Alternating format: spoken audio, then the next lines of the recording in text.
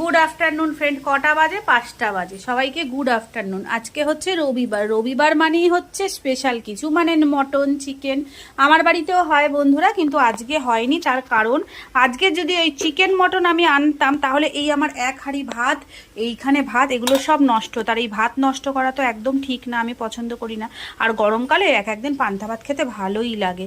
তো কালকের ভাত এটা, কালকে এই ভাতটা রাতে করেছিলাম, মানে খাবো বলে, রাতেই খাবো বলে। কিন্তু ভাত করার পর আমার মেয়ে বলছে মা লুচি করো আর সাদা আলুর তরকারি করো। তো তাই করেছিলাম, তাই জন্য ভাতে জল ঢেলে রেখেছিলাম। তা মেয়েরা গরম ভাত খেয়েছে, আর আমি যেহেতু দুপুরে খাইনি, মানে ছিলাম না, একটু বেরিয়েছিলাম, হ্যাঁ, তো ওই জন্য আমার খাওয়া হয়নি। তাই ভাবছি এখন খাবো, তাই তোমাদের সঙ্গে একটু শেয়ার করলাম। এই দেখো এক হাঁড়ি ভাত, তবে এতটা তো আমি খাবো না, যতটা পারি খাবো, বাদ বাকিটা রেখে দেবো, রাতে খেয়ে নেব।